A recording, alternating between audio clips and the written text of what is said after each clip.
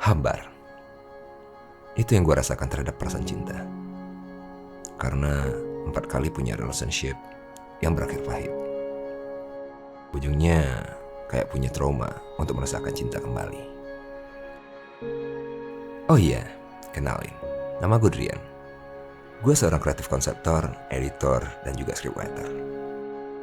Ada kebiasaan yang gue nggak tahu itu baik atau jelek. Ketika ada project, gue akan fokus banget sama kerjaan gue dan gak mau diganggu. Inilah yang menjadi alasan bagi mantan-mantan gue buat ninggalin. Ya dari diselingkuhin, merasa gak diperhatiin, ditinggal nikah. Dan ada juga yang bilang gak ada yang bisa dibanggain dari gue. Padahal gue care banget dan selalu nurutin keinginan mereka. Rasa sakit yang mendalam membuat gue lupa dengan kata-kata cinta. Walaupun gue udah gak mau buat memulai dan menjalani relationship, terkadang masih ada cewek yang mau ngedeketin gue. Tetapi karena rasa sakit ini masih teringat dan gak sembuh-sembuh, mereka yang ngedeketin gue anggap sebagai teman. Malah terkadang sikap gue ketus dan dingin. Endingnya mereka semua nyerah. Teman-teman gue bilang mungkin karena udah beberapa kali percaya penuh tetapi dikhianati. Ya itu yang bikin hati gue kebas. Sampai seorang cewek datang dan menjadi pencerah di hidup gue. Cerita ini berawal ketika gue diminta tolongin buat ngebantu proyek teman. Nama teman gue itu Dika. Dia seorang director di sebuah production house di Jakarta Selatan.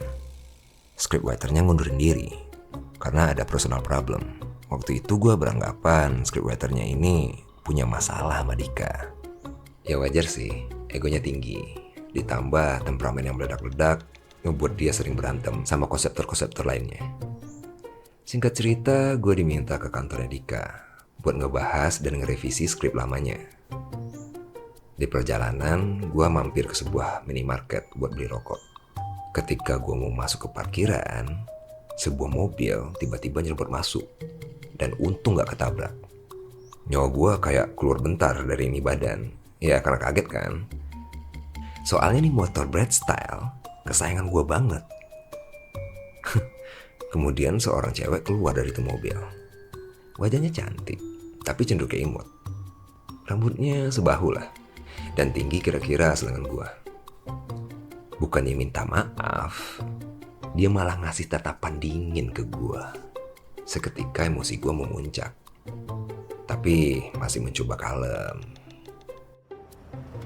Mbak, lain kali hati-hati. Jangan main serobot aja. Oh, nggak kelihatan tadi. Maaf ya. Tuh cewek ngasih senyuman gak ikhlas gitu. Dan langsung masuk ke dalam minimarket. Sumpah, dongkol banget gue liat responnya. Terus tukang parkir di situ nanyain keadaan gue. Nih motor langsung gue parkirin pas di belakang mobil tuh cewek. Dan langsung gue ngasih duit parkir yang agak gede dikit. Bang, motor gue jangan dipindahin ya. Si tukang parkir langsung ngerti dan langsung menghilang kayak ninja. Pas di dalam minimarket, gue ngeliat tuh cewek udah di kasir. Karena niat ngasih pelajaran, gue lama-lamain. Ya sekitar 5 menitan lah. Tuh cewek di luar udah emosi-emosi ya nyari tukang parkir.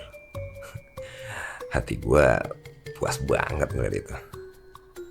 Sekelar gue beli rokok dan keluar minimarket, tuh cewek langsung narikin gue. Mas, bisa parkirin motor nggak sih? Oh maaf mbak, saya nggak lihat kalau motor saya ngalangin mobilnya mbak. Sambil ngasih ekspresi yang sama persis dengan yang dia kasih pas di awal tadi. Tuh cewek masih bacot ke gue. Ya gue bodo amat dengan semua yang dia bilang. Karena gue udah puas ngebales yang dia lakuin, gue langsung cabut sambil ngegeber-geber motor.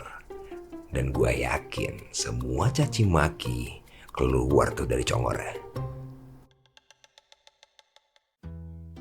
Setiba di kantor, gue langsung masuk ke ruangan meeting dan nungguin Dika di situ.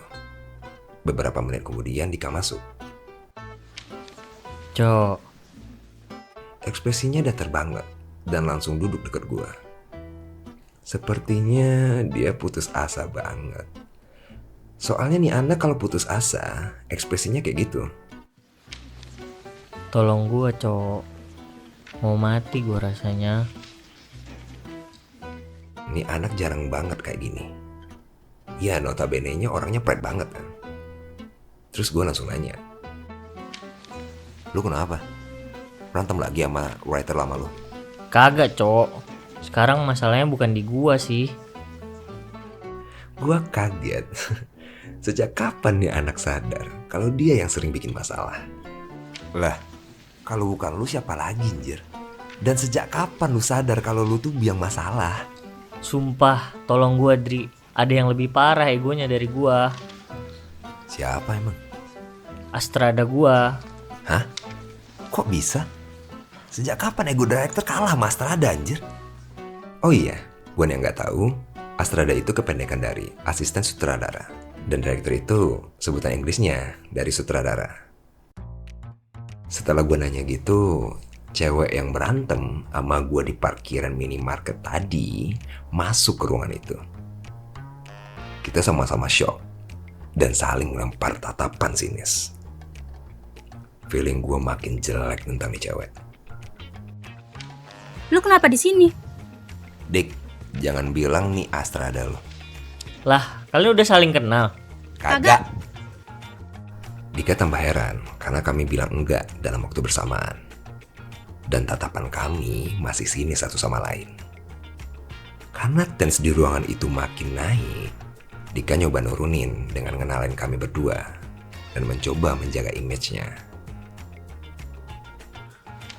Ya udah, Dri, ini Luna, Astrada gua di project ini. Oke Luna, ini Drian, scriptwriter baru kita. Luna ngasih ekspresi roll eyes ke gua dan duduk di seberang. Anjir, emosi gua rasanya udah di puncak banget, mau ngeledak. Kok bisa secara kebetulan nih cewek satu project sama gua? Dan kenapa dia bisa lebih overpower dari Dika? Emosi dan bingung ngebuat gua hanya bisa diam sambil natap sinis tuh cewek. Takut suasana makin gak kondusif, Dika langsung ingetin. Gua nggak tahu kalian kenapa dan udah kenal atau gimana sebelumnya. Tapi please, buang jauh-jauh emosi kalian dan mari fokus ke revisi kita. Oke. Yeah. Dika mulai menjelaskan tentang skrip dan goals yang dia mau. Setelah mutarain beberapa ide dan concern gue di isian skrip, nah Luna mulai ngebantah dan matahin masukan yang gue kasih. Karena dia gak mau ngubah konflik dan malah ngenambah adegan-adegan yang menurut gue gak penting. Dengan kepala dingin, gue berusaha untuk ngasih tahu kalau konflik di skrip itu kurang kuat. Dan beberapa adegan yang pengen dia tambahin, menurut gue susah sekaligus makan budget gede. Tapi respon Luna malah bikin gue speechless. Ya berarti tinggal tambah konflik kan. Kalau budget, tinggal ngomong ke bokap gue. Bokap? Gue ngelirik perlahan ke Dika. Dan Dika mengangguk pelan dengan wajah pasrah ke arah gue. Seketika gue ngerti kalau Luna itu anaknya Pak David. Dan dari attitude-nya ngasih validasi yang sempurna. Ternyata gue berhadapan dengan anak tajir manja. Oh iya, Pak David itu CEO-nya di kantor tempat Dika bekerja. Dan sebenarnya gue lumayan dekat sama Pak David. Karena dulu gue magang di situ. Pak David udah beberapa kali nyoba ngerekrut gue. Tapi gue lebih memilih jadi freelance dan malah ngasih si Dika ke Pak David. Makanya Dika bisa kerja di kantor itu. Yang gak gue habis pikir itu, bapaknya nih baik banget. Kok anaknya gini? Waktu itu gue cuma mikir, mungkin nih cewek dimanja banget sama Pak David. Walaupun udah tahu backgroundnya si Luna, gue tetap kekeh pada pendapat gue. Tensi di ruangan itu makin naik dan nada suara kami makin tinggi. Karyawan lain mulai kepo dan sesekali ngelirik ke dalam. Dika udah gak sanggup lagi dengar kami bacot dan langsung kelarin briefing tersebut. Tanpa sepatah kata, Luna langsung cabut dari ruangan itu. Karena emosi, gue langsung nyeletuk. Ini sama aja dia yang director, Cok. Lu kenapa diam aja? Udah gue bilang kan, ada yang lebih parah. Udahlah, perlu nyebat sama ngopi gue. Gue sama Dika jalan ke coffee shop dekat kantor itu. Setelah kami duduk, Dika nyender lemes di kursi. Tiba-tiba Dika nyeletuk. Ada ya orang kayak gitu. Capek gue. Ngaca, Cok. Emang gue dari dulu ngadepin lu gak capek apa? Dika cuma ngelirik sinis dan nanya ke gue. Nah lu bisa ngadepin gue. Kenapa tuh anak gak bisa sih? Bukannya gak bisa. Tadi pagi kebetulan gue ada masalah sama dia di minimarket. Dan sebenarnya itu skrip bisa aja gue turutin. Tinggal dikasih penyederhanaan doang sama belokin ceritanya. Ya Tuhan, itu penyebabnya kalian bacot doang dan tanpa solusi. Oh iya, ini skrip yang bikin scriptwriter lama lo? Bukan, Luna yang bikin. Lah, scriptwriter lo ngapain? Awalnya Pak David minta dia buat ngenuntut Luna. Malah dia yang tersesat gara-gara tuh anak. Dan ini project sebenarnya hadiah kelulusan si Luna. Oh, ini anak jurusan film juga ternyata. Nah, terus kenapa lu gak ngomong sama sekali tadi? Biasanya lu marah-marah kalau ceritanya gak kuat. Congor ayam. Gue kerja di kantor bokapnya. Gue ngelawan, ya gue yang mampus, PA. Oh iya, make sense sih. Lu enak bukan employee bokapnya. Tapi mampus lu, pasti dia doain sama bokapnya. Setelah Dika ngomong kayak gitu, telepon Pak David masuk ke handphone gue. Kita saling ngelirik dan Dika langsung ngomong. Noh, panjang umur tuh Pak David. Gue balik ke kantor dulu ya. Selamat kena marah. Si kampret langsung cabut karena takut. Jujur, gue pribadi bukannya takut sama Pak David, tapi segan. Karena Pak David baik banget orangnya dan banyak kasih job di awal-awal karir gue. Hampir dibilang kayak utang budi lah. Tapi kekesalan gue akan anaknya gak bisa dibohongin. Dengan perasaan campur aduk, gue angkat telepon itu. Halo Pak? Adrian, kamu lagi sibuk nggak? Enggak Pak, saya lagi rehat. Ada apa ya Pak? Maaf sebelumnya. Tadi kamu berantem ya? Sama Luna, anak saya. Gila, beneran diaduin gue sama bokapnya. Memang manja nih cewek ternyata. Enggak Pak. Kita cuma debat aja soal proyeknya Luna. Oke. Kamu tahu kan, sebenarnya dia itu anak yang baik dan lembut. Tapi saya nggak tahu kenapa dia bisa berubah sedikit menjadi keras kepala. Mungkin karena nggak ada sosok ibu kali ya. Jadi Drian, saya minta tolong ke kamu. Tuntun dan ajarin Luna ya. Seketika gue ingat, dulu pernah ngedenger cerita soal Luna dari Pak David. Dia ngeberesin Luna seorang diri dari umur 5 tahun. Dikarenakan istrinya Pak David meninggal karena kanker di saat Luna berumur segitu. Tapi yang membuat gue bingung, kenapa Pak David ngomong kayak gitu? Secara tidak langsung nyuruh gue menjadi sosok ibu bagi itu anak. Perasaan gue cowok dah. PA juga nih orang tua. Iya Pak, saya mengerti. Itu aja sih Drian. Oh iya, satu lagi Drian. Kalau dapat, jangan sampai boncos banget ya. Siap Pak, aman. Nah, sifat Mr. Krabs-nya keluar juga nih. Fun fact-nya, walaupun gue bukan employee, gue termasuk anak kesayangan di kantornya Dika. Soalnya, pengakalan maut gue pas jadi scriptwriter ataupun Astrada di proyeknya Pak David ngebuat margin kantornya lebih besar. Tetapi tidak nurunin kualitas.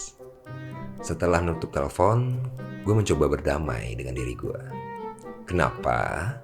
Ya karena gue harus berurusan lagi sama sebuah sosok yang bernama Luna ini. Entah kenapa rokok gue habis. Mungkin karena stres dan gue isep terus. Atau dicomot sampai habis sama si Dika kampret. Gue gak mau musingin hal sepele tersebut dan langsung jalan ke minimarket dekat situ.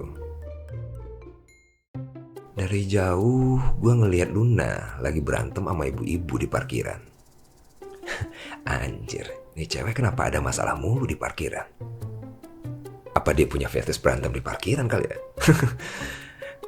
Pas gue deketin, ternyata permasalahannya tuh sama kayak tadi pagi. Nih cewek nyerobot masuk buat parkir. Dan ibu-ibu itu kaget. Ya tahulah kalau punya masalah sama pengusaha tertinggi jalanan gimana. Terlebih lawannya pengusaha jalanan pemula. Mereka saut-sautan kayak berbalas pantun gitu. Ya dengan emosi tapi. Karena gak mau masalah mereka makin berlarut, gue nengahin mereka dan minta maaf ke ibu itu. Walaupun udah kelar, mereka masih saut-sautan. Udah diem. Ya lo ngapain ikut campur? Bukannya terima kasih, malah disewotin. Gue cuma bisa nahan emosi dalam-dalam. Mana kunci mobil? Dan masuk ke mobil bentar. Gua mau ngomong. Mobil gue mau diapain? Siapa lu nyuruh-nyuruh gue? Bokap lu nitip lu ke gua. Luna ngasih kunci mobilnya sambil ngedumel. Ketika dia ngasih, mainan kuncinya berbentuk kamera pocket berwarna biru muda. Dan tampilannya udah lusuh. Anehnya, mainan kunci itu kayak familiar di ingatan gua. Nih cewek masih ngedumel terus. Sumpah, gedeg banget gua. Rasa familiar soal kuncinya Luna, gue lupain. Dan langsung parkirin mobil dengan posisi yang benar. Terus dia gue tanyain, mana SIM lu? Buat apa sih? Udah kasih aja, gue mau lihat. Luna ngasih SIM-nya dengan muka cemberut. Dan ternyata bener dugaan gue. SIM-nya baru dibikin 2 hari yang lalu. Dan dengan cara dia parkirin mobil, udah pasti belum akhir. Sambil menghela nafas, gue kasih SIM-nya kembali. Ekspresi lu kok kayak gitu? Lu ngapain naik mobil ke sini? Kan deket. Bisa jalan kaki loh. Panas. Tuhan. Luna cuma ngeliat ke arah depan dengan wajah kesalnya. Dengan perasaan bodoh amat, gua bawa dia ke coffee shop tadi. Dan Luna langsung melontarkan pertanyaan pedas ke gua. Kenapa lu bawa gue ke sini? Oh, lu mau minta ditraktir sehabis nolongin gue? Maaf yang mulia Luna, hamba nggak serendah itu untuk minta balas budi. Gini ya, gue mau ngomongin soal project dan skrip lu tadi. Biar nih project berjalan lancar dan sesuai keinginan lo dan bokap lu. Jadi untuk sementara kita gencatan senjata dulu, gimana? Ya udah. Walaupun dengan dada kesal, dia nurut kata-kata gue. Di briefing itu kami terkena cekcok, tetapi nggak seintens di kantor tadi. Semua masukan gue mulai diterima oleh nih cewek. Ya waktu itu gue berpikiran si Luna udah dapat pencerahan dari bokapnya. Semua keinginan nih cewek udah gue catet dan terangkum di note gue. Nggak kerasa udah jam 10 malam. Gue pun pamit balik ke Luna. Ketika beres-beres, gue ingat akan SIM dan cara nyetirnya tadi. Gak mau hal-hal buruk terjadi, gue inisiatif buat nganterin Luna. Luna, telepon supir bokap lu. Gue nyepur mobil. Hah? Kenapa? Gue antarin lu balik. Ih, gue bisa nyetir kok. Gue langsung nelpon Pak David. Buat mobilnya Luna dijemput. Dan izin buat nganterin dia balik. Dengan suara rada girang, Pak David ngebolehin. Gue rada heran. Kok girang nih orang tua? Kok dibolehin papa sih? Udah, ini pakai jaket sama helm gue. Gak bau. Pakai. Wajahnya cemberut, tapi helm dan jaket gue tetap dipakai sama Luna. Gue rada ketawa ngeliat dia pakai jaket gue karena kegedean. Seketika Luna ngambek. Kan gak cocok. Tapi gak bau kan? Udah naik. Di perjalanan Luna agak ngejarak dari gue dan tangannya cuma megangin kaos gue. Karena takut nih cewek jatuh, gue nyuruh dia meluk pinggang gue. Bukannya manfaatin kesempatan dalam kesempitan ya. Tapi motor gue tuh gak ada besi pegangan buat yang bonceng. Luna cuma diem dan tetap megang kaos gue. Kesel nih cewek gak ngedengerin. Motor gue ketepiin dan ngambil tangannya buat ngambil posisi meluk. Terus gue ngomong, bukannya gimana-gimana nih, lu jatuh, gue yang dibunuh sama bokap lu. Karena posisinya udah aman, gue lanjut jalan. Luna cuma diem meluk gue. Di otak gue waktu itu, bodoh amat lu risih, yang penting selamat sampai rumah. Sesampainya di rumah, dia tetap diem. Luna, lu tidur? Luna turun dan diam natapin gue. Nih cewek marah kah gara-gara gue suruh peluk? Terus gue nanya, lu masih marah? Luna tetap diam. Yang gue heran, matanya udah gak sinis, tapi rada sayu. Tiba-tiba dia ngomong, Kok sikap lu masih sama sih? ngedenger itu gue langsung speechless.